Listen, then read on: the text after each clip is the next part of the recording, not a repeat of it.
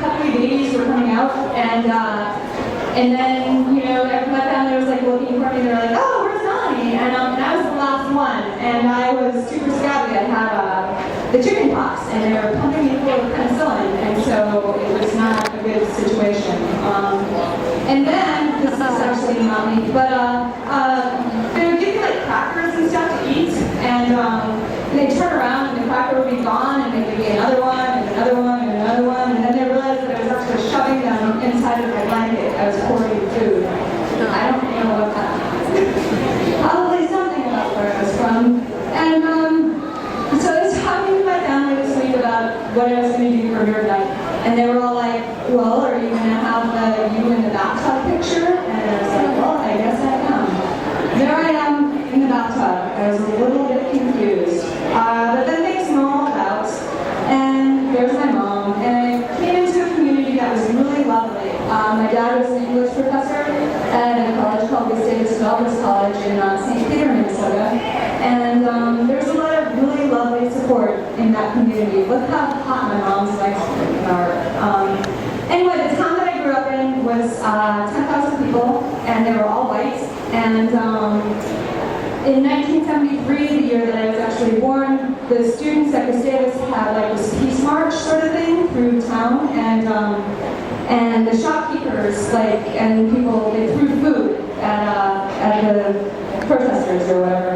And then likewise, the picture to the right is not really from Minnesota, but there was a cross burned there in 1991. The summer after I graduated from high school, it was burned on the lawn of some people who had just recently moved to that lovely place. It was burned by a guy who I graduated with.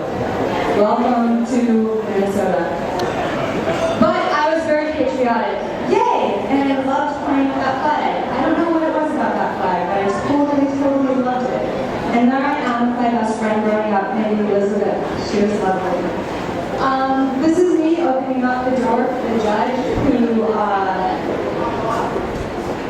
nationalized me.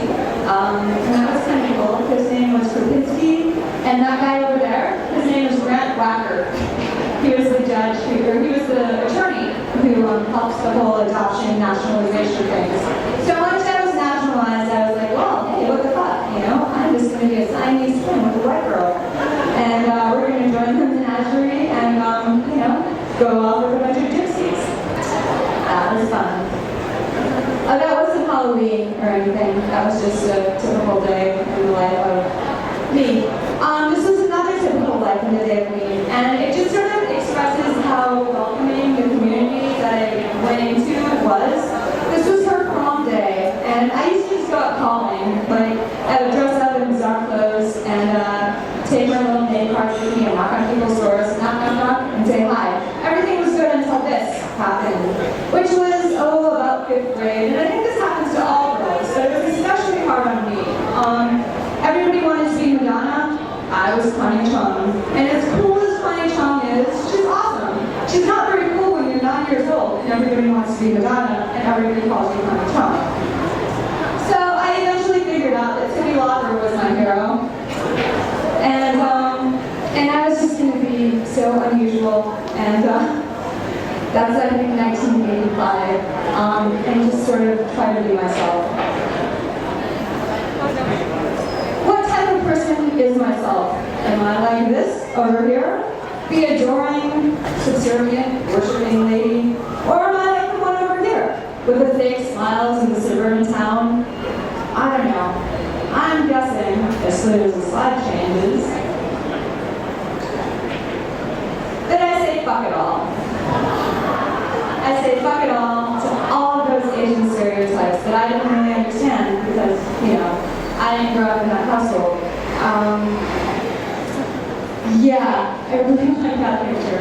I feel like it just shows a certain disdain for all of these things that I don't know. Sometimes I think it probably would have been best if I just had my head cut off, because then when people ask me where I'm from, and I said from Minnesota, they wouldn't say, no, really, where are you from? Yeah, things might have been better if I just had it locked off.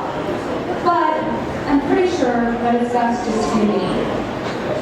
This picture is a picture of me in a clip mall in Minneapolis, and I love it because I just feel like It expresses the full concepts of just sort of where you're from, everything. You get to express yourself fully.